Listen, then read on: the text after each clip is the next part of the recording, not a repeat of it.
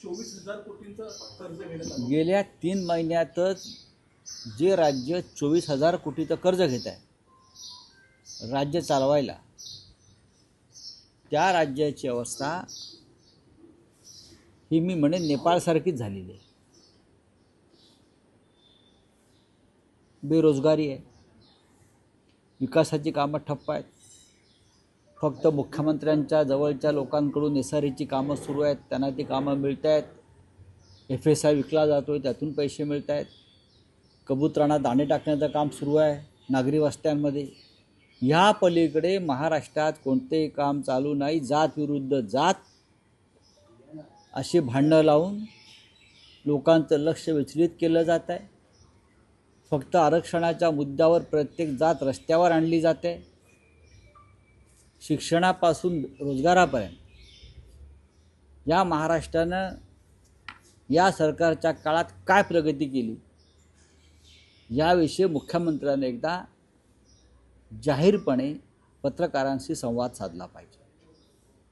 इतकी लूट या महाराष्ट्रात सुरू आहे आणि त्या लुटीचा परिणाम या महाराष्ट्रावर 10 लाख कोटीचा वर कर्जाचा डोंगर होण्यामध्ये झाला. राज्याची आर्थिक दुरावस्था इतकी कधीच झाली नव्हती. आर्थिक शिस्त लावणारे अजित पवार याच्यावरती काही भाष्य करणार आहेत का? त्यांना आर्थिक शिस्तीची फार काळजी असते, पण स्वतःच्या लोकांना महाराष्ट्र लुटू द्यायचा हे धोरण आहे. मग देवेंद्र फडणवीस यांचा असेल मुख्यमंत्री म्हणून, अर्थमंत्री म्हणून अजित पवार असतील, आणि दुसरे ते एक डाकू मानसिंग बसलेलेच आहेत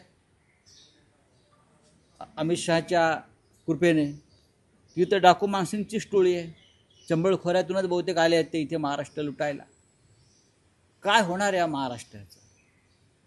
या महाराष्ट्राच्या पुढल्या पिढीचं 9 लाख कोटीचं कर्ज कोणी केलं, का झालं, कोणत्या योजनांमुळे झालं?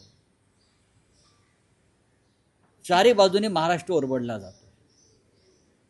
जो पैसा राज्याच्या तिजोरीत यायला हवा तो पैसा कोणाच्या तरी खिशात जातोय. 3-3 हजार कोटीचे टेंडर्स अबो करून हा पैसा लुटला जातोय. समृद्धी महामार्ग, शक्तीपीठ महामार्ग, असे अनेक जे योजनांची 2 लाख कोटीची कामं मुंबई महानगरपालिकेच्या माध्यमातून जी देण्यात आली त्याचा कुठे आता पत्ताच नाही. कागदावर आहेत. ठेकेदाराकडून कमिशन घेतल्या 25%. ही लूट आहे.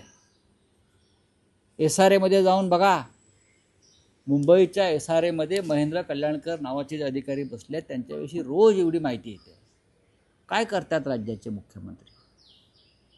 SRA प्रकल्प कोणत्या पद्धतीनं गरिबांच्या हक्कांवर गदा आणून हा पैसा कुठे जातो आहे, कोणत्या राजकीय पक्षाकडे जातो आहे, कोणत्या नेत्याच्या किंवा त्या नेत्याच्या गटाकडे जातो आहे, ह्याबाबत महाराष्ट्राला आता चिंता लागून राहिली आहे.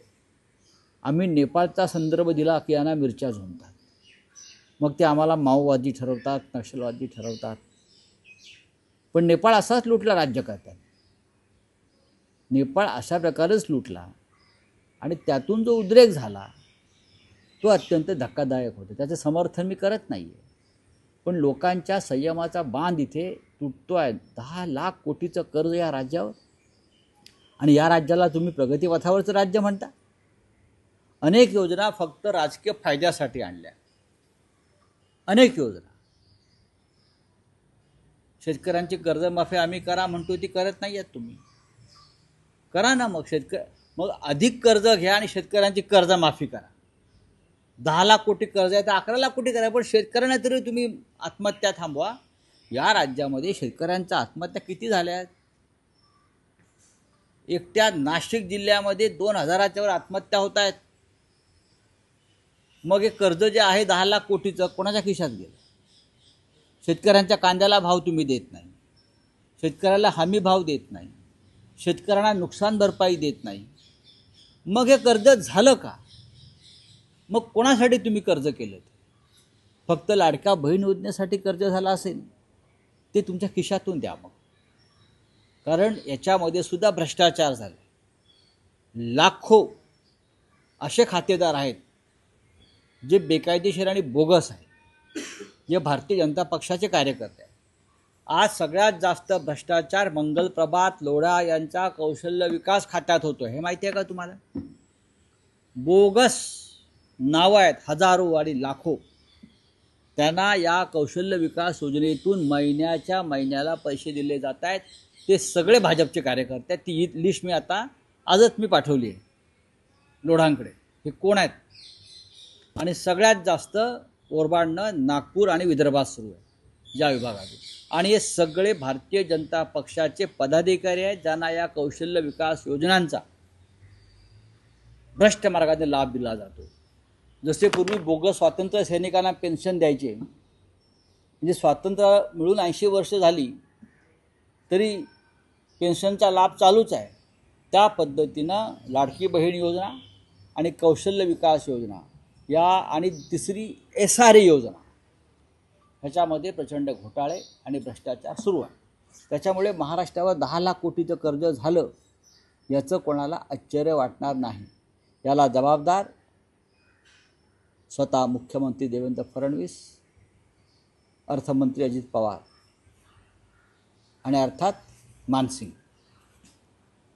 राऊत साहेब, तुम्ही आता बोलताना नेपाळचा उल्लेख केला, नेपाळच्या घटनेचा उल्लेख केला. काल शरद पवार भाषणात असं म्हणाले की देवाभाऊ, भारताच्या आजूबाजूला काय चाललं आहे ते पहा. नेपाळमध्ये राज्यकर्त्यांना तिकडच्या जनतेनं घालवलं. या घटनांमधून काही शहाणपण घ्या. मग मी तेच सांगतोय. मात्र तुम्ही शरद पवार साहेबांना नक्षलवादी किंवा माओवादी ठरवाल का? आम्ही जेव्हा असा इशारा देतो की बाजूच्या देशात किंवा बाजूच्या राज्यात काय चाललं आहे ते पहा, तेव्हा त्यांचे लोक आमच्या विरुद्ध जाऊन गुन्हे दाखल करा असा आग्रह धरतात. हे माओवादी विचारांचे आहेत, हे नक्षलवादी विचारांचे आहेत. आम्ही कोणत्याही विचाराचे नाहीत. आम्ही महाराष्ट्र धर्माचे पालन करणारे मराठी माणसं आहोत. आम्ही कार्यकर्ते आहोत. आम्ही शिवसैनिक आहोत. पण शरद पवारांनी जो काय विचार मांडला तोच आमचा विचार आहे. बाजूला काय चाललं आहे ते पहा. मग तुम्ही शरद पवारांना माओवादी म्हणाल का? पण नक्षलवादी म्हणाल? सांगा ना. अत्यंत योग्य भूमिका पवारसाहेबांची आहे, जी आमची आहे. महाराष्ट्र जर लुटला जात असेल अशा प्रकारे आणि शेतकऱ्यांची कष्टकऱ्यांची लूट होणार असेल, सरकारी तिजोरी लुटायलाही शिल्लक नाही, हे माहिती आहे का? कर्ज काढलं जातं तेही लुटलं जातं आहे.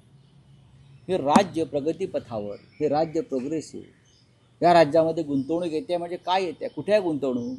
उद्या नरेंद्र मोदींचा 75वा वाढदिवस हे साजरा करतायत कर्जाच्या पैशातूनच. सरकार साजरा करत आहे अनेक योजनांच्या माध्यमातून. काय गरज काय? नरेंद्र मोदी हे तर खूप साधेग्रस्त आहेत. मग देशभरामध्ये महाराष्ट्राच्या कानाकोपऱ्यामध्ये तुम्हाला हे करण्याची गरज नाही. जनता साजरा करेल ना. जनतेला हवा असेल तर पंडित नेहरूंचा वाढदिवस जनता साजरी करायची, अजूनही करते. महात्मा गांधींचा वाढदिवस जनता साजरी करते. बाळासाहेब ठाकरेंचा वाढदिवस जनता साजरी करते. अटल बिहारी वाजपेयींचा वाढदिवस जनता साजरी करते आणि करत होतं.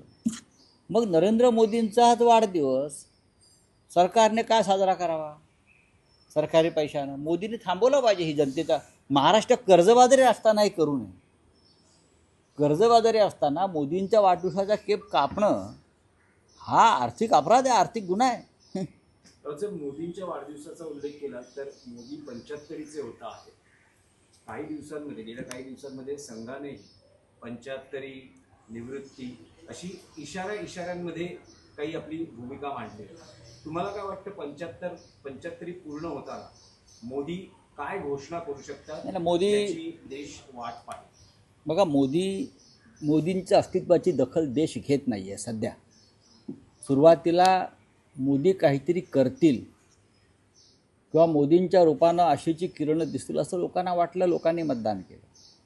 नंतर होट चोरी करून 2 निवडणुका जिंकले, भ्रष्ट मार्गाने जिंकले. त्याच्यामुळे मोदी हे काय लोकांच्या मतावर निवडून झालेले पंतप्रधान नाही आहेत. मोदी हे लोकनेते नाही. मोदी हे भारतीय जनता पक्षाच्या IT सेलनं फुगवलेला फुगा आहे. अनेक त्यांचे नेते भाजपचे. त्याच्यामुळे मोदींनी कोणती घोषणा केली? मोदींनी घोषणा केली पाकिस्तान ताब्यात घेतली का? मोदी चीनला लाख दाखवणार होते, दाखवले का? ट्रम्प दम देतोय तरी मोदी बोलत नाही. ट्रम्प रोज दम देतोय. असा पंतप्रधान या देशाला लाभला. हे देशाचं दुर्भाग्य. एवढंच मी सांगेन.